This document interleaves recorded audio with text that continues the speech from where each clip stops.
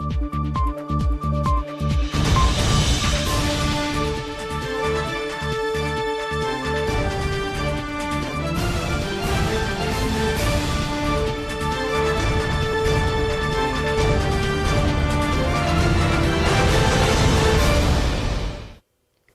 الفضائية الإريترية نحييكم ونقدم لكم نشرة مفصلة للأنباء معكم فيها عبد الوهاب محمد أمان، ونبدأها بأبرز العناوين.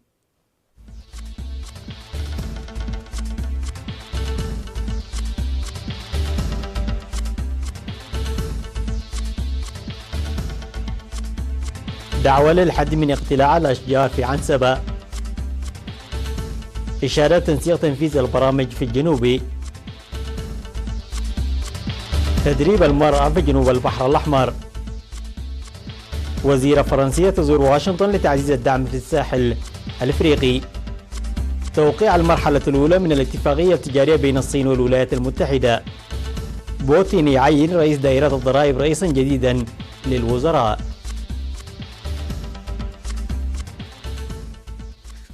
أهلا بكم. دعا حاكم إقليم عنسبة السيد علي محمود المجتمع تعزيز المشاركة لحماية الثروات الطبيعية عامة والأشجار خاصة، والدفع بأنشطة التشجير للحد من عملية اقتلاع الأشجار الآخذة في الاستفحال.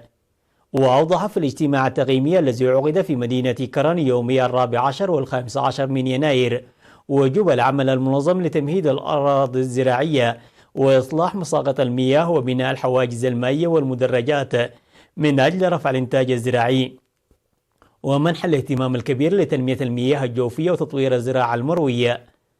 ولتحقيق هذا الهدف ذكر التقرير المقدم في الاجتماع بناء سدود في هبرنققة وبطاق وحبلاق وواليكو وعد حزباي وهبرو بكلفة 27 مليون نقفة، وإنجاز أكثر من نصف العمل لبناء سدود في دك زرو وحليب منتل وأجرباب. وأشار التقرير إلى أن مدارس قيد التشييد بمبلغ 25.6 مليون نقفة في هوش وقر عبل وقرصات وقربت، بينما بلغت مرحلة الاكتمال أعمال تشييد 11 مدارس ابتدائية في مديريات أصماط وهبرو وكرن وعتكليزان وحلحل. وحول خدمات المياه تم إرساء مشاريع المياه في دبر سينا وغولاغول، ويجري العمل في مشاريع هابرة سعدة وبوكو قبب وتحسين خدمات مياه عتكليزان وكرن وليبان، وأن مؤسسات صحية تشيد في مديرية حلحل وبناء مبنى حديث لقسم الولادة في مستشفى كرن. وأوصى الاجتماع لمنح الأولوية لحل مشكلة المياه والقضاء على المبيدات الحشرية متدنية الجودة وتوسيع خدمات توزيع الغاز.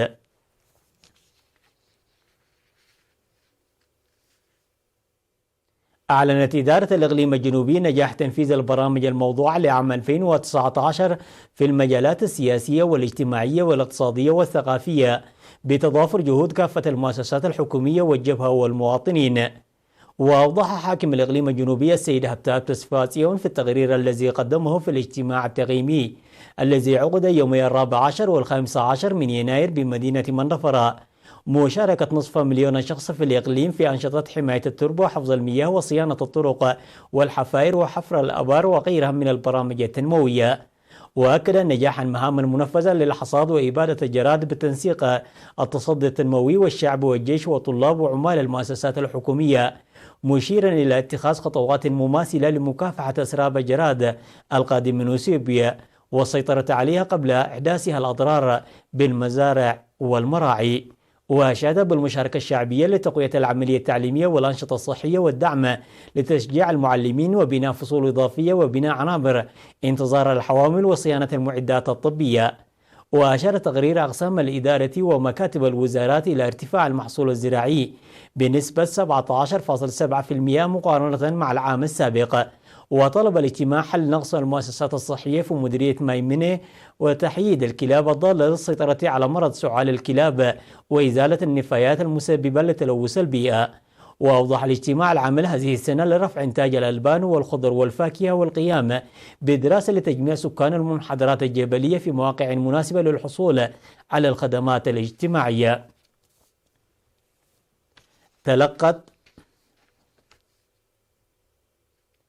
تلقت 35 امرأة محتاجة دورة تدريبية ل9 أشهر في الطباخة والخياطة نظمتها وزارة العمل والرعاية الاجتماعية. وأشاد مدير مديرية عصبة السيد تسفاي زراي بعرض المشاركات في التدريب في ختام الدورة التدريبية، داعيا تطوير تدريب المكتسب بالعامل المتواصل. وأوضح مسؤول مكتب وزارة العمل والرعاية الاجتماعية بالإنابة في إقليم جنوب البحر الأحمر السيد يوسف السهية أن الهدف خلق فرص تمكين المرأة من الاعتماد على الذات وتحسين معيشتهن. وأشار إلى وجود برنامج للمكتب هذه السنة لتنظيم دورات مماثلة وتقديم دورات أدوات العمل للمشاركات. وقدمت في المناسبة معدات العمل ل5 امرأات تلقين دورة تدريبية لتصفيف الشعر نظمها الاتحاد الوطني للشباب والطلبة. بحث الإريتريون المقيمون في الخرطوم والكويت وهامبورغ الألمانية وأوبصل السويدية وجوبا بجنوب السودان أوضاع البلاد الراهنة ومسؤوليتهم في المرحلة الحالية. وأفادت المعلومات الواردة إلينا بأن القائم بأعمال السفارة الإريترية في السودان السيد إبراهيم إدريس عقد سيمينارا للإريتريين المقيمين في الخرطوم وضواحيها بشأن تقدم برامج التنمية الجارية لتحقيق الاستقلال الاقتصادي وإحلال العدالة الاجتماعية بمبدأ الاعتماد على الذات ورهان الأوضاع الإقليمية والدولية. وقال أن جهود الشراكة والتعاون الإقليمي جاري لضمان خلق جوار آمن في المرحلة الجديدة حقق نتائج مرضية، ويجري العمل للدفع بالعلاقات الثنائية بعد التغيير الذي حدث في السودان. وأشار إلى العمل هذه السنة لتقوية الجالية وتقديم خدمات قنصلية ناجزة، داعيا المواطنين تمتين وحدتهم وتقوية التنظيم. في غضون ذلك أحيا الإريتريون في الخرطوم وضواحيها ذكرى 40 لتأسيس الاتحاد الوطني للمرأة الإريترية. وأوضحت رئيسة الاتحاد في الخرطوم وضواحيها سيدة إيدن تادسي في المناسبة الإنجازات التي حققتها الاتحاد في السنوات 40 الماضية والتحديات التي تخطاها، وذكرت بأن جهود بناء المرأة بالعلم والمعرفة تحقق نجاحات مشجعة. وألقيت في المناسبة كلمات تضامنية من رئيسة الاتحاد وفروع الاتحاد في السودان. وقدم شهادات شكر للجهات والتنظيمات المساهمة في أنشطة الاتحاد والاتحادات الصديقة.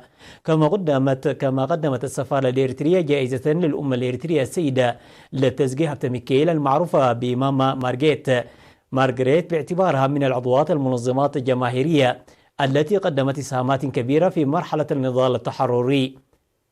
من ناحية ثانية قيمت الجالية الإريترية في الكويت أنشطتها لعام 2019. وقال رئيس الجالية السيد سالم صافي أن السنة الماضية كانت سنة عمل، وقامت الجالية بإسهامات مقدرة في جميع البرامج بتقوية تنظيمها. وسيجرى العمل هذه السنة بمنح الأولوية للدفع ببرامج إعمار البلاد والاستثمار. ودعا المشاركين في الاجتماع لتسيير الجالية أنشطة ترتكز على الشباب. ونظم الإريتريون المقيمون في مدينة هامبورغ الألمانية سيمينارا تحت شعار الاستثمار الاقتصادي في إريتريا. وأوضح مسؤول الشؤون الشعبية والمجتمعية في السفارة الإريترية في ألمانيا السيد كحساي تولدي أن الحكومة مهدت فرص الاستثمار بهدف الدفع بنمو وتطور اقتصاد البلاد وتحسين الحياة المعيشية للمواطنين، داعيا جميع المواطنين للاستفادة من هذه الفرص. من جانبها أوضح مسؤول الدبلوماسية والإعلام السيد تخلل باسو أن نجاح برامج التنمية يأتي بإحلال فكرة العدالة الاجتماعية وتسيير الحكومة الإريترية من خلال التجربة المكتسبة في هذا المجال. وعقد الإريتريون المقيمون في أوبصل السويدية سيمينارا مماثلا خاطبه القائم بعمل السفارة الإريترية في الدول الإسكندنافية سيد يوناس مانا قائلا: تخطينا مرحلة التصدي وندخل مرحلة التطور والإعمار. وقدم توضيحا موسعا حول فرص الاستثمار التي فتحتها الحكومة الإريترية لاستفادة المواطنين من ثروات بلادهم. من جهة أخرى عقدت السفارة الإريترية في جنوب السودان والجالية الإريترية في جوبا ولجنة إدارة البناء اجتماع مع أولياء الأمور الإريتريين لخلق الأرضية لتعليم الأطفال الذين يزداد عددهم. وتقرر بدء تعليم روضة الأطفال والصف الأول داخل السفارة بدءا من 20 يناير لعام 2020. وأوضح رئيس لجنة إدارة المدرسة السيد ميكيل برهاني خلال لقاء اللجنة وأولياء الأمور تجهيز كافة المستلزمات للتعليم، مناديا مساهمة جميع الآباء.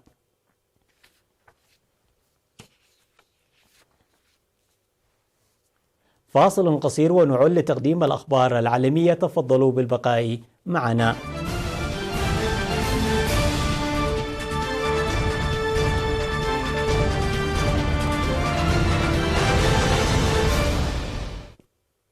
قالت فلورانس بارلي وزيرة القوات المسلحة الفرنسية أنها ستتوجه إلى واشنطن خلال الأيام المقبلة لبحث الدعم الأمريكي العسكري للقوات الفرنسية في منطقة الساحل الأفريقي وسط مخاوف متزايدة من انسحاب الولايات المتحدة من المنطقة. ولفرنسا 4500 جندي في مالي ومنطقة الساحل الأوسع، لكن الوضع الأمني يسوء تدريجيا. وتقدم الولايات المتحدة الدعم المخابراتي واللوجستي وطائرات مسيرة للقوات الفرنسية، لكن تصدر عن واشنطن إشارات متضاربة بشأن انسحابها. وعزز متشددون مرتبطون تنظيمي القاعدة والدولة الإسلامية وجودهم في شمال أفريقيا ووسطها، مما أفقد حكومات المنطقة سيطرتها على مساحات واسعة من الأراضي وأشعال العنف العرقي خاصة في مالي وبوركينا فاسو. ونشر مجلس الأمن الدولي بعثة لحفظ السلام في مالي عام 2013، ومن المقرر أن يجدد تفويضها في يونيو. وجرى إطلاع المجلس على الوضع في مالي.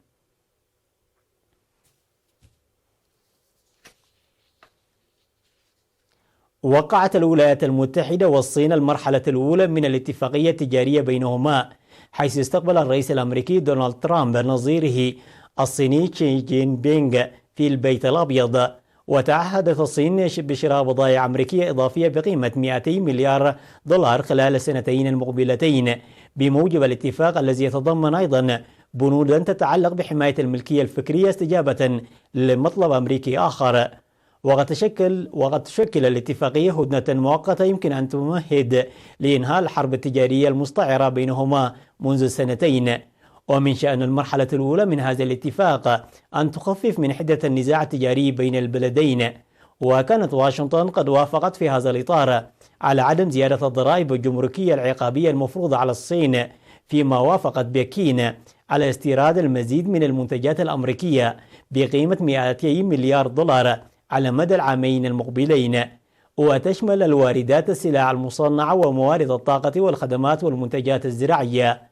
هذا وتتهم السلطات الأمريكية الصين بدعم شركاتها الخاصة ونسخ التقنيات الغربية ومنع المستثمرين الأجانب، نقاط عالقة ويبقى على الطرفين حلها في مرحلة ثانية من الاتفاقية.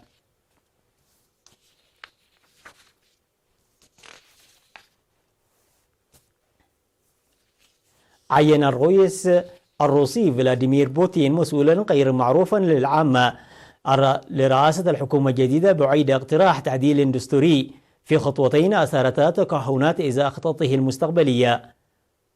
وفي إعلان مفاجئ قال رئيس الوزراء ديمتري ميدفيديف أنه سيستقيل من رئاسة الحكومة بعدما انتهز الرئيس بوتين خطاب حالة الأمة للدعوة إلى استفتاء عام حول مجموعة من الإصلاحات الدستورية. واختار بوتين مباشرة ميخائيل موشستين الذي ترأس إدارة الضرائب الاتحادية منذ عام 2010، ويعتبر صاحب اختصاص لتشكيل حكومة جديدة. وشكر بوتين ميدفيديف الذي شغل منصب الرئاسة ل4 سنوات عام 2008، وأعرب عن رضاه عن النتائج التي تحققت، مقترحا تعيينه في منصب نائب رئيس مجلس الأمن الروسي الذي يرأسه بوتين.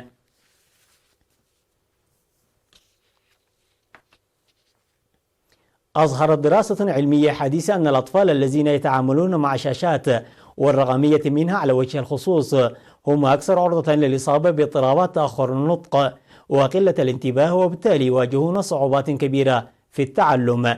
ونشرت وكالة الصحة العمومية في فرنسا دراسة أعدها باحثون حول الأضرار التي يمكن أن تسببها الشاشات الرقمية بمختلف أنواعها على الأطفال. وخلصت الدراسة أن الأطفال الذين يقضون وقتا أمام الشاشات التلفاز والهواتف الذكية وأجهزة الكمبيوتر واللوحات الإلكترونية في الفترة الصباحية أي قبل ذهابهم للمدرسة ترتفع لديهم مخاطر الإصابة بأعراض تأخر النطق إلى 3 مرات مقارنة مع أقرانهم الذين لا يقضون أوقات كبيرة أمام هذه الأجهزة. وأظهرت دراسات علمية أن الأطفال الصغار المعرضين للشاشات بأنواعها يكون لديهم تفاعل عاطفي أقل مع من حولهم، وهو التفاعل الذي يعد أمرا ضروريا لنموهم الحركي والنفسي وخاصة تطوير اللغة.